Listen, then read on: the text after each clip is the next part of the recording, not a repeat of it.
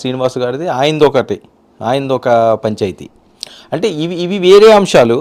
ఆయనది కుటుంబ కలహాలు. వాణి గారికి ఆయనకి గత కొన్నాళ్ళుగా ఇబ్బంది పట్టలేదు, 30 సంవత్సరాల నుంచి నేను ఇబ్బందులు పడుతున్నాను, 30 సంవత్సరాల నుంచి నేను నరకాన్ని అనుభవిస్తున్నానని చెప్పి ఆయన ఆవేదన. ఓ 3-4 రోజులు పెట్టి ఆ ఎపిసోడ్ నడుస్తుంది. వాళ్ళ కూతురు వాళ్ళు వెళ్ళడం, ఆయనకి ఏదో మాధురి అనే ఆమెతోటి ఆయనకి ఏదో అక్రమ సంబంధం ఉందనో, అది ఏమీ అక్రమ సంబంధం కాదు, అడల్టరీ అని చెప్పి డైరెక్ట్గా చెప్తున్నారు. సో అదొక అంశం, అది కుటుంబ కలహాల నేపథ్యం. కానీ ఇది కుటుంబ కలహాలు లేకపోతే వేరే అంశం కాదు. ఇప్పుడు ద్వారంపూడి చంద్రశేఖర్ రెడ్డి గారు ఆయన గురించి వస్తున్న వీడియోసు డైరెక్ట్గా చెబుతున్న అంశం ఇది.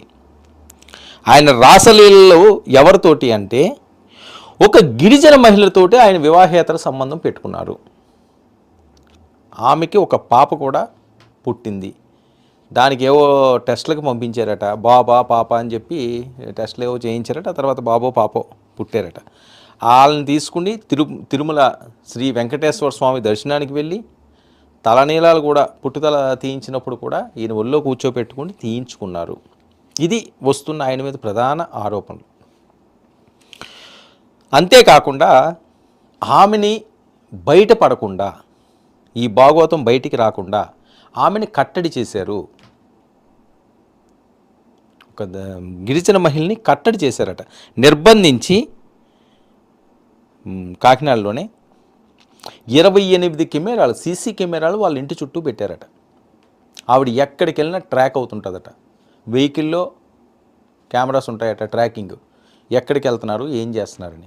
అలాగే ఇంట్లో నుంచి బయటికి రావాలంటే ఆయన పర్మిషన్ తీసుకోవాలట. ఇంత కట్టుదిట్టంగా ఆమెను నిర్బంధించారు అన్నది ద్వారంపూడి చంద్రశేఖర్ రెడ్డి గారి మీద వస్తున్న ప్రధాన ఆరోపణ.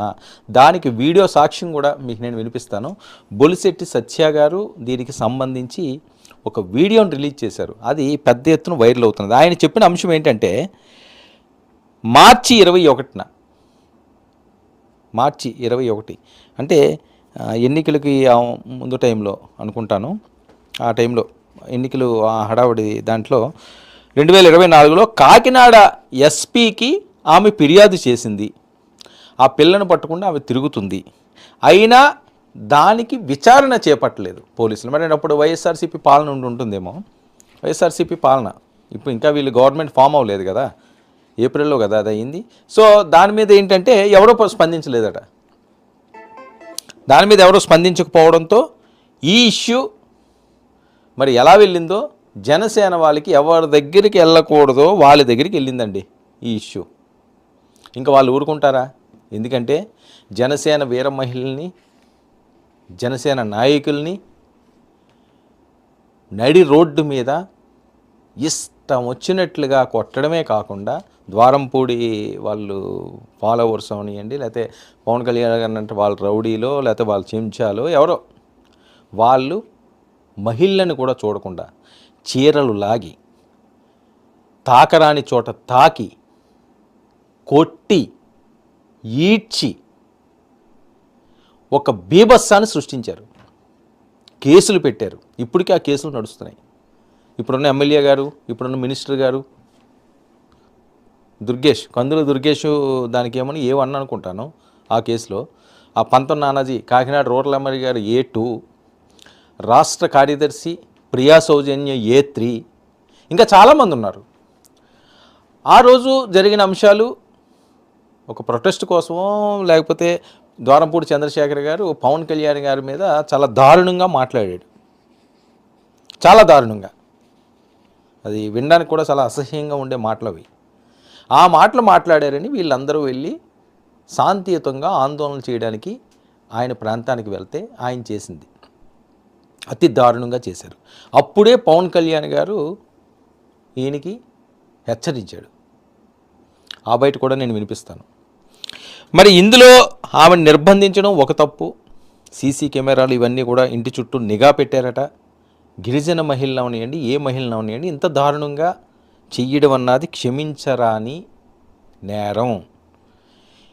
ఇప్పుడేమైంది, ఆ వీడియో కాదు, అది కాస్త పవన్ కళ్యాణ్ గారి దృష్టికి వెళ్ళింది. మరి వాళ్ళు రాష్ట్ర ప్రధాన కార్యదర్శి బొలిశెట్టి సత్య వీడియో రిలీజ్ చేశాడంటే అది ఆయన దగ్గరికి వెళ్ళకుండా ఉంటుందా? మరి వెళ్తే ఆయన ఊరుకుంటారా? మరొక వైపు హోంమంత్రి గారు అనిత, ఆవిడ క్షమించదు. అంటే ఏ చిన్న అంశం వచ్చినా చాలా సీరియస్గా తీసుకుంటున్నారు. ఇది చాలా పెద్ద అంశం. మరొక వైపు డిఎన్ఏ టెస్టులు రచ్చవుతుంటూ సాగుతున్నది. ఇప్పుడు వాళ్ళు ఏమంటారు జనరల్గా, నిన్న మనం చూసాం దువ్వాడ శ్రీనివాసరావు గారి ఇష్యూలోని ఆ మాధురికి 3 పిల్లలు ఉన్నారట. ఆ వాణి గారి డిమాండ్ ఏంటి? డిఎన్ఏ టెస్టులు చేయించాలి అని. ఆవిడేమంటుంది? వాణి నువ్వు డిఎన్ఏ టెస్టులు చేయించుకో, దువ్వాడకు పుట్టిన పిల్లలు అని వీళ్ళు అంటారు. అంటే ఇది ఎంత దారుణంగా తయారవుతున్నది అంటే ఈ పరిస్థితి,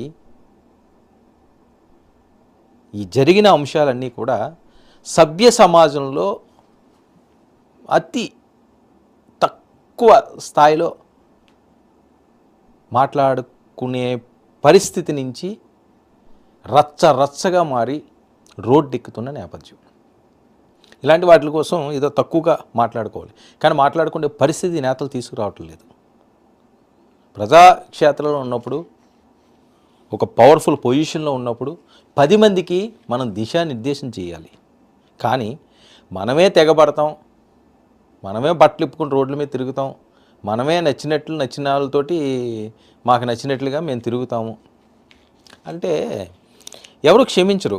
ఓకే, మీరు తప్పులు చేశారు, మీ మనస్సాక్షికి తెలుసు, అలాగని సైలెంట్గా ఉంటారా?